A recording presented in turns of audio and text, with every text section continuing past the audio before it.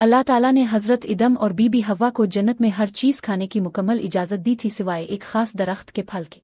इस दरख्त से मना करना दरअसल उनकी इताअत का इम्तिहान था। शैतान ने उन्हें बहकाया और ये यकीन दिलाने की कोशिश की कि अगर वो इस दरख्त का फल खा लेंगे तो उन्हें हमेशा की जिंदगी का कोई खास मकाम हासिल हो जाएगा। इंसान होने के नाते वो इसमें गलती कर बैठे और इस दरख्त का फल खा लिया। लेकिन सबसे अहम बात ये थी कि उन्होंने फौरन अपनी गलती को पहचान लिया। उन्होंने गुरूर नहीं किया बल्कि सच्चे दिल से अल्लाह ताला के हुजूर तौबा की और अफसोस के साथ कहा, ए हमारे रब, हमने अपनी जानों पर जुल्म किया और अगर तो हमें मुआफ ना करे और हम पर रहम ना फरमाए तो हम यकीनन नुकसान उठाने वालों में से हो जाएंगे। अल्लाह ताला ने उनकी तौबा कबूल फरमा ली, लेकिन उन्हें जमीन पर उतार दिया गया ताकि इंसानी जिंदगी का सफर शुरू हो। एक ऐसा सफर जिसमें आजमाइशें, जिदोजहद और इबादत के जरिए इंसान अपने हकीकी मकाम तक पहुंचने की कोशिश करता है। जब हजरत इदम और हजरत हव्वा को जन्नत से जमीन पर उतारा गया तो उन्हें मुख्तलिफ मकामात पर रखा गया। जमीन उन दोनों के लिए एक अजनबी जगह थी, क्योंकि यहाँ न तो जन्नत जैसा सुकून था और न ही एक दूसरे की वो कुर्बत और खुशी। हजरत इदम को सरजमीन हिंद के इलाके में उतारा गया, जबकि हजरत हव्वा को जदा के करीब भेजा गया। दोनों अलग अलग रह रहे थे, लेकिन उनकी रूहें एक दूसरे की मौजूदगी के लिए बेचैन थीं। वो रोजाना अल्लाह से दुआ करते, रू कर मुआफी मांगते और दोबारा मिलने की तमन्ना रखते। दिन हफ्तों में और हफ्ते महीनों में बदलते गए। हजरत इदम पहाड़ों और जंगलों में सफर करते रहे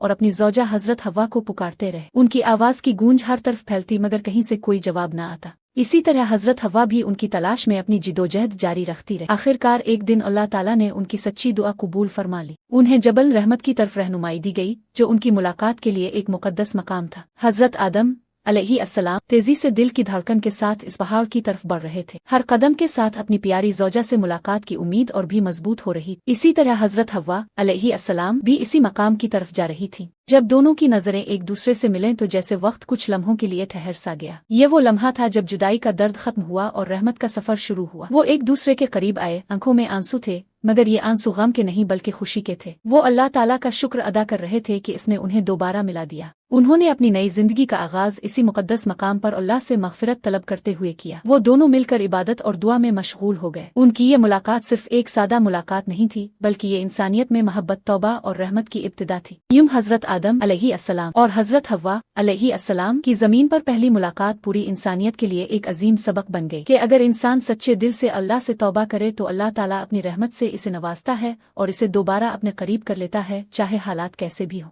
ये वाकया हमें ये सिखाता है कि गलती करना इंसान की फितरत में शामिल है, लेकिन असल कामयाबी इसमें है कि हम तौबा करें और अल्लाह की तरफ रुजू करें। वीडियो पसंद आई हो तो एक लाइक जरूर करें और हमारे चैनल को सब्सक्राइब करना मत भूलें, क्योंकि आपका एक क्लिक हमें बहुत मोटिवेट करता है।